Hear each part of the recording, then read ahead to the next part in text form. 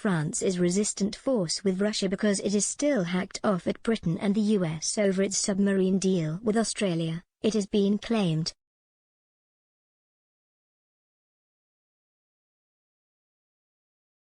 International politics expert Ian Shields said Emmanuel Macron was too focused on domestic politics to join the US and UK in showing force against Moscow aggression. France has adopted a diplomacy-focused strategy to tackle the ongoing threat of war in Ukraine by offering talks with Russia.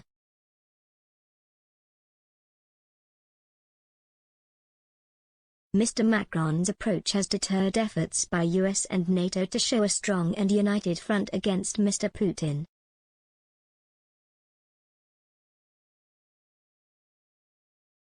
When asked about Mr. Macron's approach, which is at odds with Britain and the US, Mr. Shields told Express.co.uk, France is still hacked off with Britain and the US over its deal with Australia and the sale of nuclear submarines.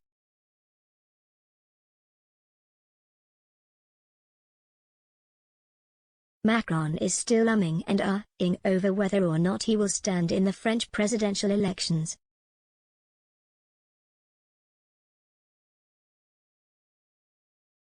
He's got domestic politics to think of, and that is at the very heart of the EU and European/NATO response, which is hugely divided.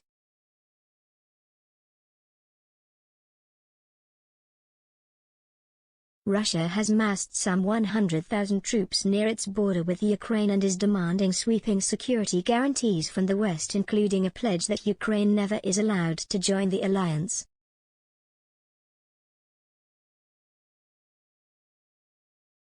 But Mr. Putin denies he plans to invade Ukraine.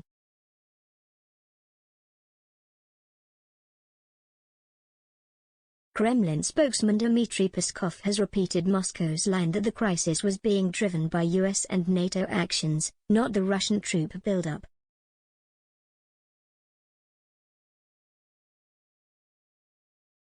In response, Western countries have threatened crippling economic sanctions on Russia if it invades Ukraine.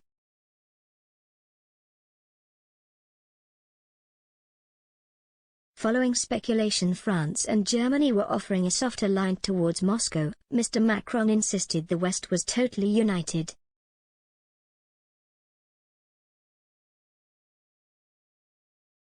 He said, "We call for a de-escalation of tensions, and I want to also say how united Germany and France are on this subject."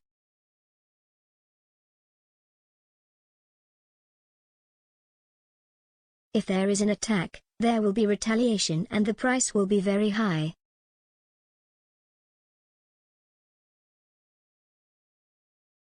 We are preparing in parallel a joint reaction and the response in case of aggression.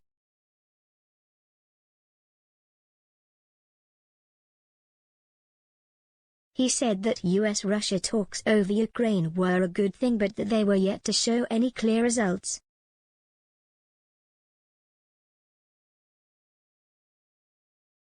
While German Chancellor Olaf Scholz defended Germany's record on supporting Ukraine as he responded to criticism of Berlin's refusal to follow other Western countries in sending Kiev lethal weapons to defend itself against a possible invasion.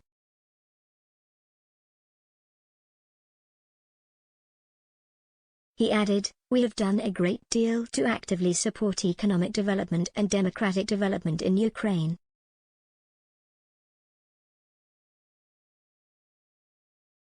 We feel responsible, for example, for ensuring that Ukraine remains a gas transit country.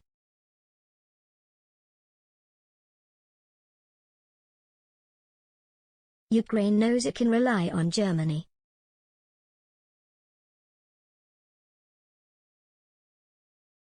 The EU depends on Russia for around a third of its gas supplies.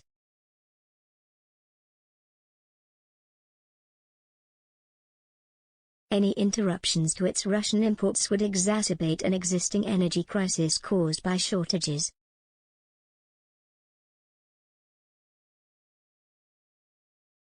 Thank you for watching.